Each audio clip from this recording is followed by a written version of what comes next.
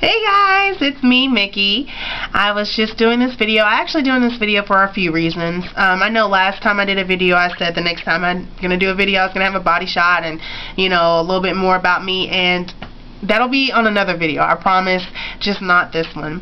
I'm doing this video, first of all, to thank you to all of my new subscribers. I'm really excited that I have people that want to embark on this journey with me. I'm actually elated.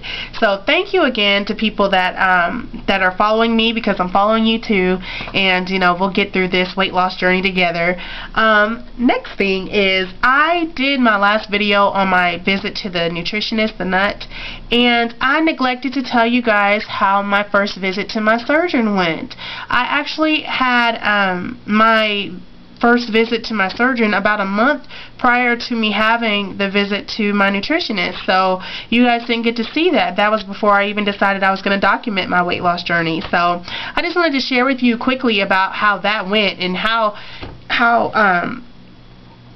I guess how you just want to make sure that you do the surgery that is best for you. Pick the surgeon that is best for you.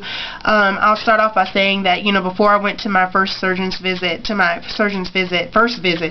I looked online and I just studied, first of all, I studied whoever was covered under my insurance, of course, but after that I looked up the reviews of the person on, I think there's a website like Vital Health or something like that. Those reviews I looked up on forums, obesity help forums, things like that, to try to find research about each surgeon I was trying to research.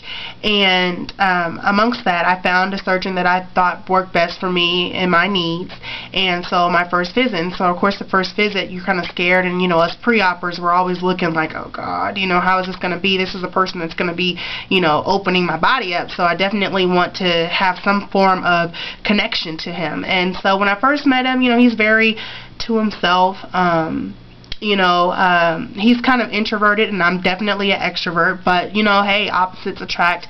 That works well for me. Your personality doesn't have to be really extremely bubbly for you to be able to operate on me. You know what I mean? I just need you to be very professional and definitely know what you're doing, But long story short, of course he asked me what were my goals, and I told him, as I've told you, my goal is to lose 150 pounds and to keep it off.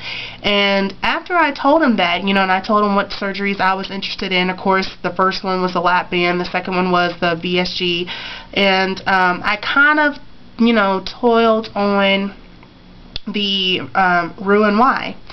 Well, he introduced another one to me. And I had already done a little bit of research on this one. As I mentioned, I did research before even picking a surgeon. And based on my weight loss goal, he is saying that I need to maybe look into this surgery called the duodenal switch. Now, if you haven't heard of this surgery, it's not done a lot in the United States, and specifically not in Texas. There's only 7 surgeons that do this in the whole state of Texas, maybe more now. But it's basically, that's where the sleeve stemmed from. It's the first half of the duodenal switch is the sleeve.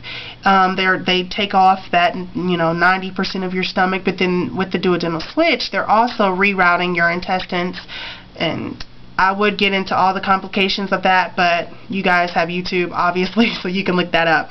Long story short, I just don't want anybody in there doing all of that to my intestines and my body, and that's just something that I'm not comfortable with. I know that I have a lot of weight that I'm looking to lose, but if this sleeve is not enough, then I'm just going to have to do it by goodwill, because I cannot have somebody just doing it. And that's not to say to those people that have chosen the DS, the duodenal switch, as their, weight loss tool.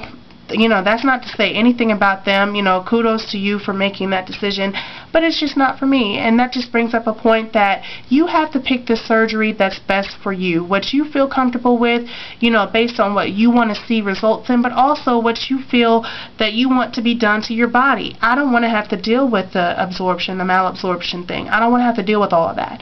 Just give me, I just need a little help in losing weight and keeping it off. I just need a little help, and I'm hoping that the VSG will be able to do that. So he was really kind of marketing that and pressing that, and at first I was kind of concerned. I'm like, why is this guy, why is he saying all, you know, why is he doing all this? And he seems really adamant that I need to go with this surgery, and it kind of had me concerned, like, you know, what if I don't, because he was giving me, you know, well, based on you may not be able to lose 150 pounds and da-da-da-da.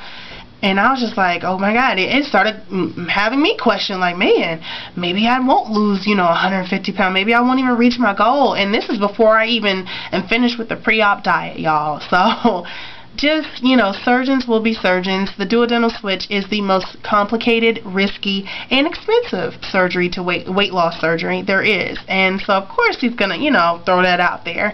And I'm not mad at my surgeon for that. I mean, if you're good at what you do, then, you know what will work best for your patient. And I just know what works best for me, and that's not it. But that was pretty much it. You know, I do feel comfortable with my surgeon. I'm very let's see. I'm very excited that he will be the person, and I'm very confident that he is going to do a great job. So that's that. My last thing that I wanted to talk about was, I don't know if you guys feel like I do, but have you ever like sat down on your computer and you go on YouTube and you spend literally no less than like 2 to 3 hours and are looking at someone's journey, and you end up, you know, you may have caught one of their middle videos, but then you start going back to, you know, all of their videos up until the last video, and so you're thinking, okay, cool, this video was in 2010, and then you don't see them anymore. Like, where did they go? You know, it's almost like their last video was 2 or 3 years ago, and then you're left to wonder if they're doing well. I mean, are you okay? Is the surgery still working? And as a pre-op person, you know, I use that as motivation. I need that. I need to see that, you know, what you're doing 3 years down the line, because, you know, when you make this surgery decision, it's definitely not, you know, temporary. I want this to be the end all, you know, as far as me losing the weight and keeping it off. This is it. I'm done after this. You know what I mean? Like, I've tried every diet there is. If this doesn't work, then that's it for me. You know what I mean? And, you know, when I watch people's journeys, and I literally, you know, there's some people that I watch from the beginning into the end, and then when I get to the end and I'm like, oh my gosh, their last video was in 2010. Where are you? This is my plea to you guys. Whoever you are out in the YouTube WLS world, please just give us an update on how you're doing. I know that, you know, life moves on. I know that there, you know, I actually don't know what life will bring within the next couple of years for me, but I get motivated by that, because I do have a 6-month, you know, pre-op thing that I have to do, and, you know, that's a lot of time for me to, you know, kind of, I guess, twiddle my fingers and keep up with everyone, and making my journey less, you know, make the process a little easier, I guess. And so I'm just pleading, I'm pleading to you guys, please come back and just tell us how you're doing, even if it's something that you're, you know, maybe embarrassed about, if it's good or if it's bad. That's going to help me, because, I mean, ultimately, I'm going to be traveling down that same journey as you, and, you know, every journey is different, and so I like to see, you know, everybody's journey and how they're doing. So just give us a little small update, please. Alright, so that was my last thing. Oh, besides the fact that it is Christmas! Ding, ding, ding. Merry Christmas, everybody, and I hope that you guys have the best Christmas ever. I guarantee you guys, next year, this time, I will be a different me. You know, this face, you can get used to it now, because this documentation will be the last time that you see it like this. Next Christmas will not be the same. But you guys have the best Christmas ever. I plan on having the best Christmas, as well as getting over this cold that I have. But that was it. You guys enjoy your holiday.